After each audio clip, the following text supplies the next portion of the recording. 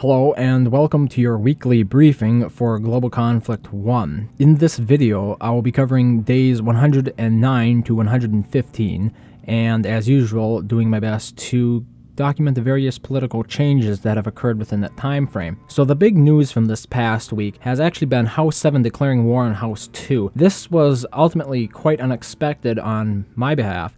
I really didn't see this coming, and how things played out is rather unusual and confusing, but I'll do my best to attempt to convey what I've learned to you.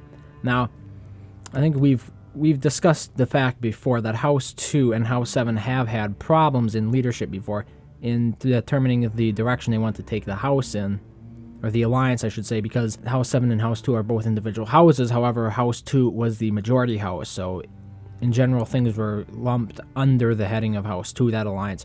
So for reasons that I'm not quite sure about, other than the fact that both House 2 and House 7 reportedly have larger-than-life egos, there were divisions between the two of them before the war with House 19 started. However, once the war with House 19 started, House 15 managed to get House 2 involved in that war to assist them. However, during this war, House 2 felt that House 7 was not pulling their weight as well as they could have. As I heard one person in House 2 say, the war with House 19 would have been over much sooner if, in fact, House 7 had really dedicated themselves to the war effort. But then things really came to a head when House 15 and House 2 both expressed an interest in attempting to negotiate a peace contract with House 19. Now, they gathered the alliance around, House 2, House 15, House 10, and House 17. And House 10 was not willing to make peace, and House 17 went with House 10. But House 2 and House 15 were both agreeable on the idea of making peace with House 19. So that's what sort of fractured the alliance against House 19 right there. However, what fractured it further is there were a couple, or at least one faction in House 2, the Anthrax Raise group, that was not interested in making peace with House 19. So this group sort of delayed the peace process for House 2.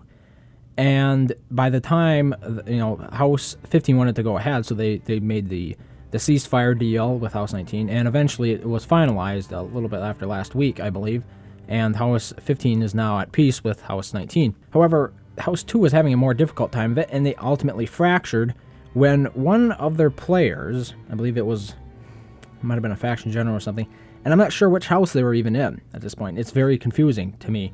I haven't had somebody explain it to me succinctly yet, and therefore it's sort of impairing my ability to convey that as well. But it was there was conflict over who controlled a certain county. Now, word has it that one player left the game on vacation mode, and by the time he came back, the county was taken over by the opposing house in that alliance. It was either House 2 or House 7. House 2 was unwilling to work with House 7 to get the county back, or vice versa. And that was the spark, I guess, that ignited the fire. There was contention over a county, and that's what ultimately set this entire thing off.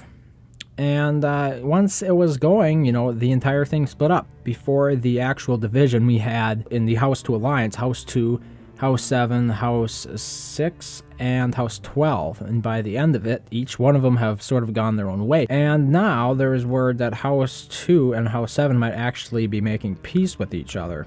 This is very breaking news as I understand it, but it is a possibility. And during the fight, in addition to Anthrax Raise group jumping to House 10, as you can see, some of the parishes here in southwest Canada actually are now in House 10. The Raise Kennel Club, Raise aka Kennel Club, I believe it's called, they also joined House 17 because they weren't interested in fighting House 2, and I guess they wanted to continue fighting House 19.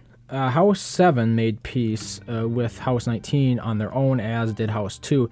House 6 is still struggling on this front, if I recall correctly. They really do want peace, but they've been having a hard time of it in India lately. Let's move on to the deal with House 10 and House 15. As we both know, quite similar to the House 2, House 7 relationship. House 15 and House 10, although being very distinctly different alliances, have had their troubles in the past, and they put them aside to fight House 19. However, okay, if we go back to the reasoning behind fighting House 19, it's because House 19 was deemed a larger threat due to past precedents set in the previous EU worlds, I believe it was.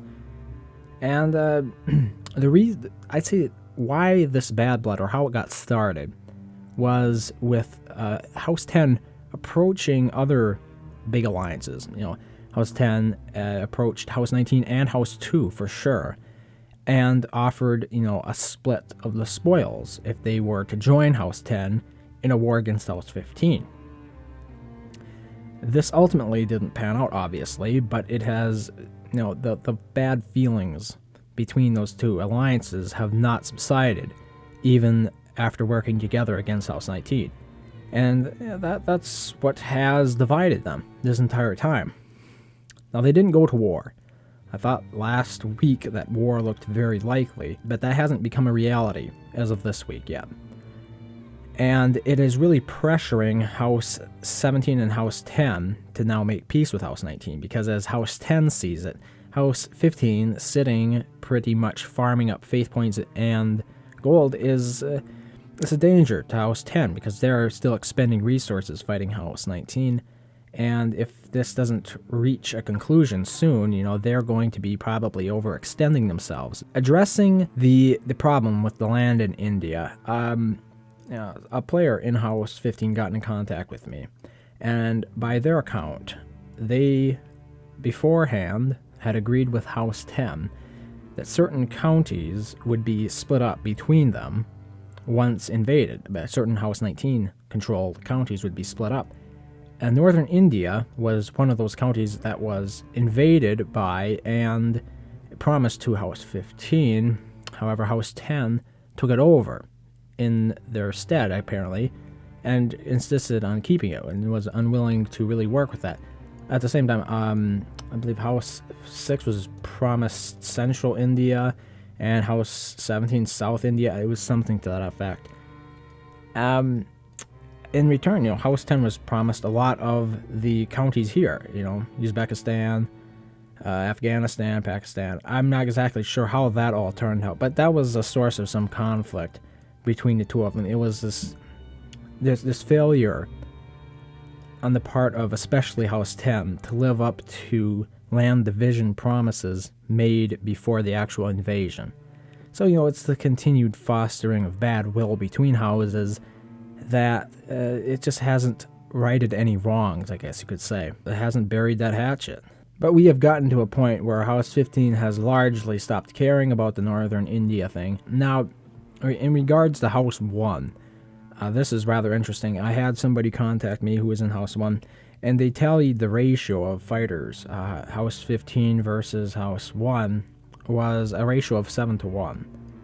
Now, as everyone knows, House 1 is led by Dave 1, and by his policies, once he has picked a target house, he will continue fighting them for the duration of that server, apparently, or until he quits. I would also like to point out that House 1 is, in addition to fighting House 15, they're also fighting House 3, which was their original conflict when they started this world. Now, we have some contests, and one of them is House 15 being rather irate at the continued thorn in their side that House 1 is proving to be. So a player named The Vengeful, he allegedly offered Codebreaker of House 9 1,500 crowns to help in attacking House 1.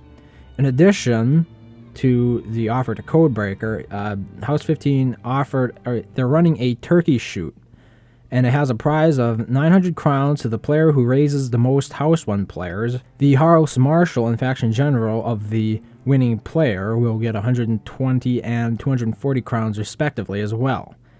And once again, this is being bankrolled by the same player who offered Codebreaker 1,500 crowns. So it seems like Dave 1 perhaps has met his match in the world.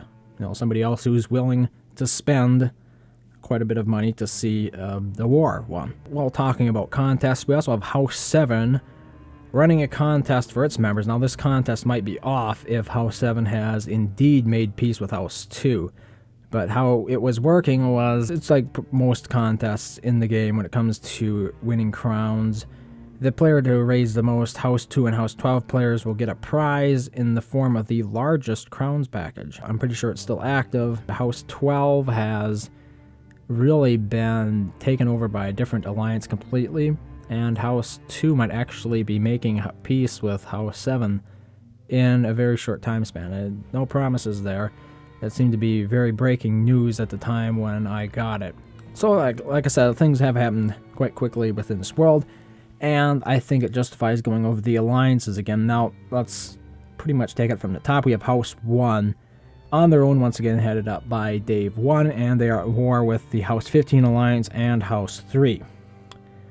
House 6 is still at war with House 19. They are alone.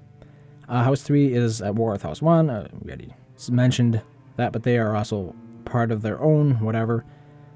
House 12.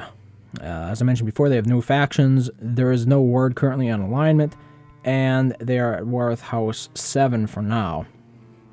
House 15, 4, and 18 are all in an alliance together. It's considered, by my standards, the House 15 alliance, and they are only at war with House 1 currently. House 10, 11, and 14 are at war with House 19 yet, although they are likely looking to make peace with them sometime in the near future due to the imminent threat posed by House 15 being allowed to farm for a little bit too long.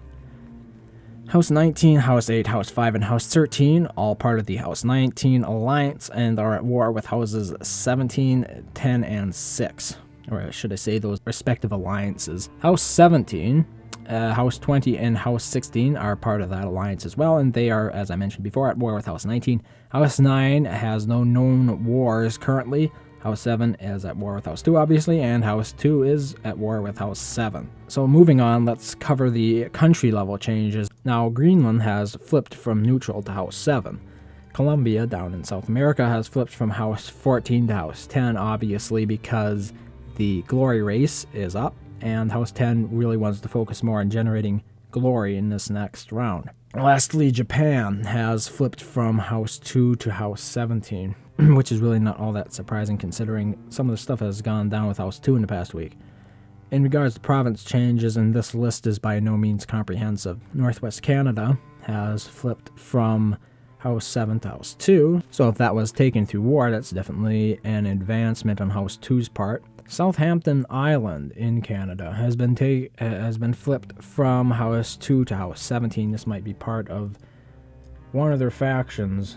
Yeah, the Rays, aka Kennel Club. It's due to them switching alliance to House 17. The Great Lakes has flipped from House 15 to 18. Interestingly enough, perhaps House 15 is interested in keeping House 18 in the glory race a little bit longer. This is obviously a friendly land exchange. South England has flipped from House 2 to House 7. Poland has flipped from House 10 to House 17. Belarus has flipped from House 6 to House 8. The North region of Brazil has flipped from House 14 to House 10. Once again, this is likely due to House 10 wanting more glory for this next round, as House 14 is a sister house. Xijing has flipped from House 17 to House 19. And in return, East Kazakhstan has flipped from House 19 to House 17. Central East China has flipped from House 12 to House 5.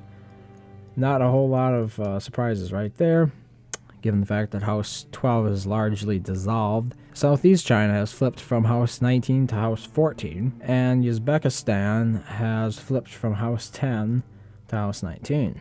And that pretty much covers all the main ones. In addition, it should be noted that North Saudi Arabia has flipped from neutral to House 15, but I'm not exactly sure what the politics of that deal is. Yeah, I think that pretty much covers everything for this week that I am clued in on. As always, if you have any information you think would be relevant to this report, please do get in contact with me in-game. My in-game name is David Spy, that's one word, and I do read all of your mails. As always, thank you very much for watching, and I hope to see you next week.